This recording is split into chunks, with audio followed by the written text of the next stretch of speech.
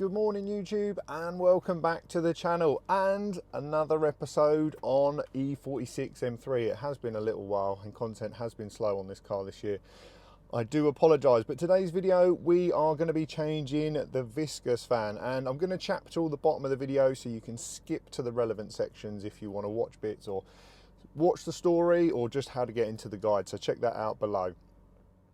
As always, following this guide is at your own risk, so it's pretty straightforward, but there's enough in there that if you got it wrong you could do yourself and the car some damage. So first things first, what was the situation? Well, I kindly got invited down to Supercar Fest at Mallory Park and had the opportunity to go on track. Wow, what a cool little circuit. The sun was shining in the afternoon. The morning was pretty disastrous with a McLaren having a pretty bad crash. And we got out on track, started getting a few laps in, and wasn't all great, as I'll put in the clip now.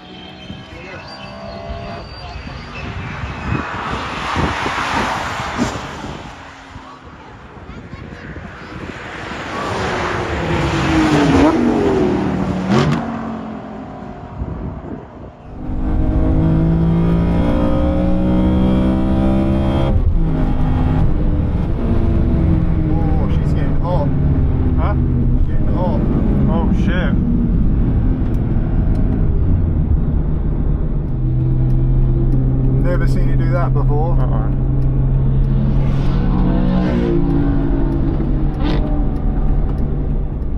Well too hot. Lucky you caught that. She's coming back down now, isn't she? Yeah, it looks like it.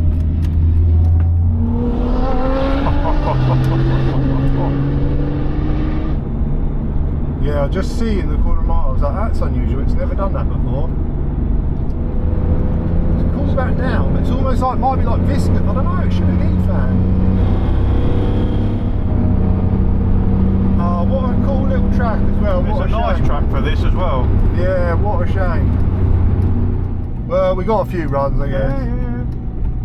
I don't know, actually, she's cooled back down. Yeah, she was hot. I was really enjoying that as well. Granny shifting, not double clutching like you should. Now me and the mad scientist got to pop the engine, replace those piston rings you fried. Alright. So as you can probably see from that clip, the faster I was driving, even with the high airflow at 100, 120 mile an hour, the water temperature was creeping past the second dot. Thankfully I clocked it before it went red or did any, what I can appear to be any serious damage. Oil temps higher than normal, but you're on track, so that's not anything unusual, but I've never seen the water temperature move before. Very concerning. And as we slowed back down, the temperature returned completely to normal. That evening we drove home, normal road use, the car did not move at all past that midway point. So I knew something was wrong, either with the thermostat maybe not fully opening, or the Viscous fan, which for those eagle eye may have spotted, actually said that when we was coming around the corner of the track. But I ruled it out initially because I thought, well, I'm doing such high speeds that airflow should be getting through. But it transpires that if the Viscous fan is not working properly, it can cause overheating, especially at high speeds. So you have two options. We can either ditch the Viscous fan and go with an electric system, which the Viscous fan, when it works, and this is done nearly 100,000 miles, 2003 car. I don't think it's a bad system, but when they do fail, like you've seen in the video, the car can overheat. So I went with the option of replacing with a Viscous fan again, keep the original system. You've got to be a little bit careful because there's a few pattern ones out there. Just given the nature of how it's mounted to the water pump, I wouldn't want to fit a really like non-approved one. Whereas the one we fitted here, I believe you may actually find them in the genuine BMW cars anyway, but it's a good quality part. I'll put a link to the description where I bought mine from. I don't know whether the seller's going to anymore, but for the Viscous fan clutch and the tools was about £110, and it's probably going to take you about an hour, hour and a half ish maybe to do on your skill level, so certainly not a terrible job. So what does the Viscous fan do and how does it work? So I think it's important first to look at the cooling system in general, providing obviously you've got good coolant in there, your thermostat's not sticking, ruling out all the normal sort of situations. You've got a fan on the front of the car, which you can see if you look through the grills. This is like a pusher fan. It's a small fan. We'll come back to this later on. And then if you open the bonnet on the inside of the engine bay, you can see the Viscous fan, the big fan that you definitely don't want to touch while the engine's running. And essentially, in most driving situations, the Viscous fan should handle all your cooling requirements. Round town, fast speed driving, etc, etc. And essentially what the Viscous fan works off is essentially bolted to the water pump pulley, and it's got a thermostatic clutch in it. So the hotter the radiator gets, the more direct drive it gives that fan, and essentially when it cools back down, it lessens the clutch slip on the fan so that the fan doesn't spin as quickly, and then again as it gets hot, it speeds up backwards and forwards.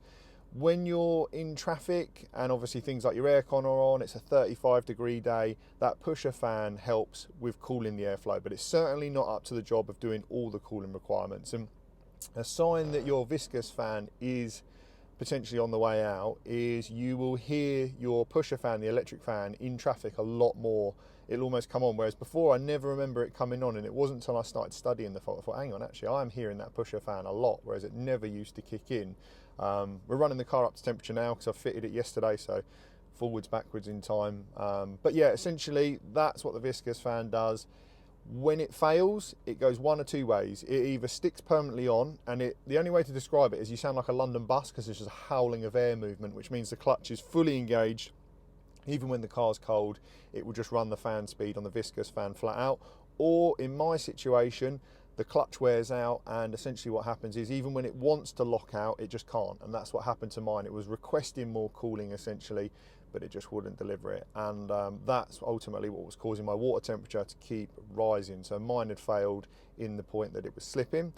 Again, you've got to be careful with this job, because if the Viscous fan locks on, or you choose a pattern one that's faulty and it runs at full speed off the water pump, there have been situations of them coming off, going through the bonnet, taking the radiator out, making an absolute mess. So yeah, for me, it was important to get one that was at least a half decent quality unit. Now, as always, if you're not confident to do this sort of job yourself, it's worth taking it to a specialist, because I mentioned you can do more harm than good if you get it wrong. But if you watch the guide and it feels like you're capable of doing it, crack on. Obviously, I'm always going to recommend my main man Tom at Spartan Automotive. So if you're local to the sort of Surrey, Hampshire area, check out Spartan Automotive, because he'll be able to do this job for you. And like I say, he lives and breathes E46 M3s. But yeah, look, let's get into the video, and fingers crossed it helps a few of you out.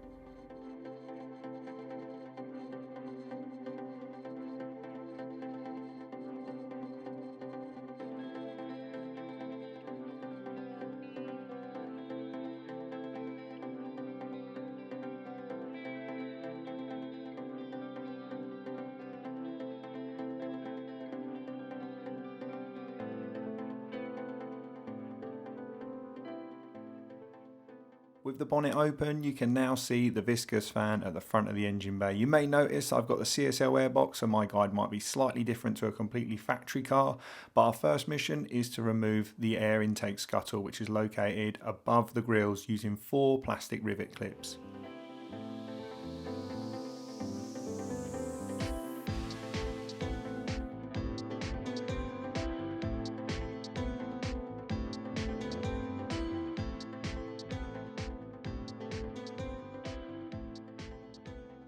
We need to remove the upper fan shroud, and to do this there's one of those plastic clips in the top corner, as can be seen here, and then you can lift it up and it slides out of a locator guide in the bottom. Make sure that when you re-put this back together that you slide it in correctly into the guide in the lower section. This will make more sense when you're doing it yourself.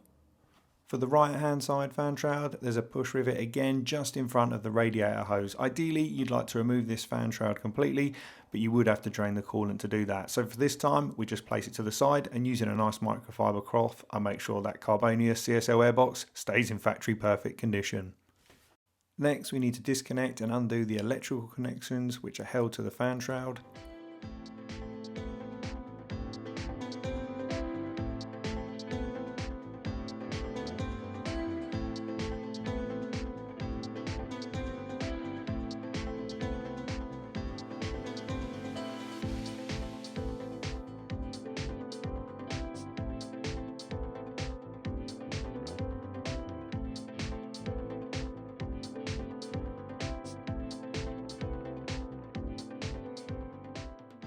Using a T25 Torx bit, we need to remove the 2 upper fan shroud screws, which as can be seen here, we've got one on the main bank side of the engine and the other one which is right next to the passenger headlight. And I did find it helpful to unclip the passenger light loom just so I could gain access to it.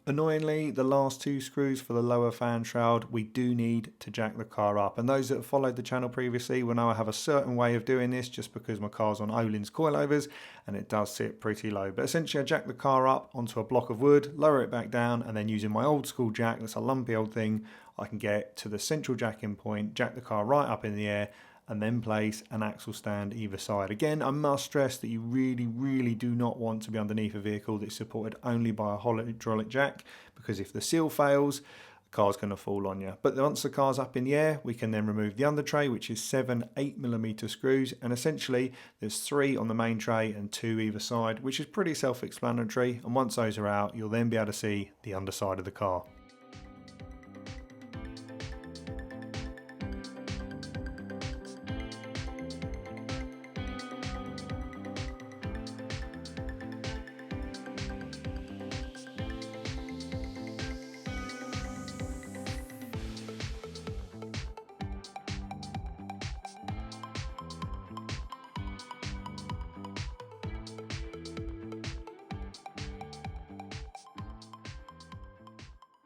We can now return to the top side of the car to remove the Viscous fan clutch. Now, this is bolted to the water pump. Thankfully for me, mine wasn't actually difficult at all to remove, but it is a reverse thread, which means what to most people would look like you're going to be doing it up is actually undoing it. So you do need to be careful of that, because if you try and do it the conventional way, you'll end up just making it tighter. But as you get to those last few threads, just really keep hold of the fan, because as you undo that last thread, it could drop down and you don't want to break the fan or any of the shroud, because it really will be a bad day out.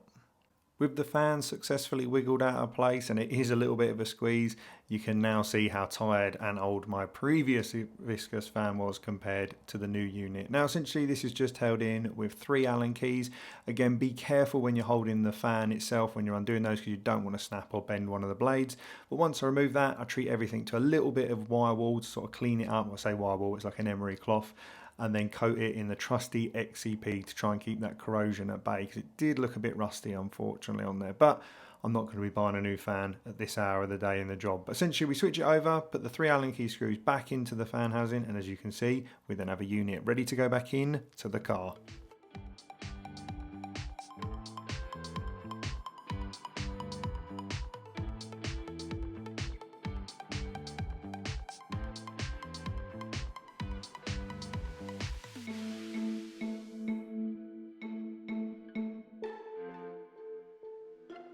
Refitting the fan is exactly the same as the removal, obviously in reverse.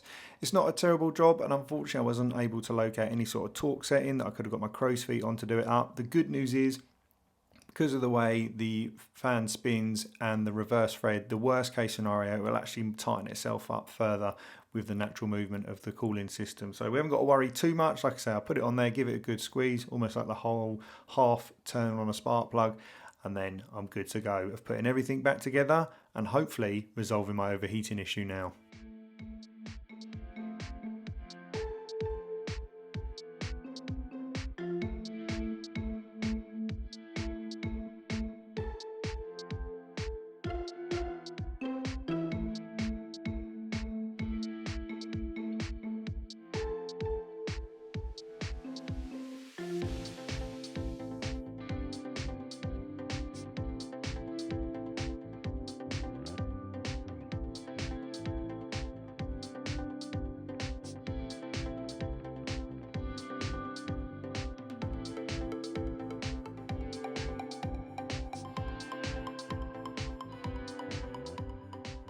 Easy bastards. It's like a brown rubber.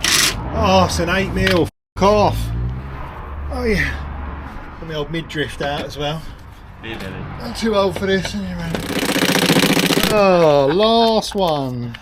Another treasure. Oh, It's in the video as well. there she blow. Found it? You tell what it is yet?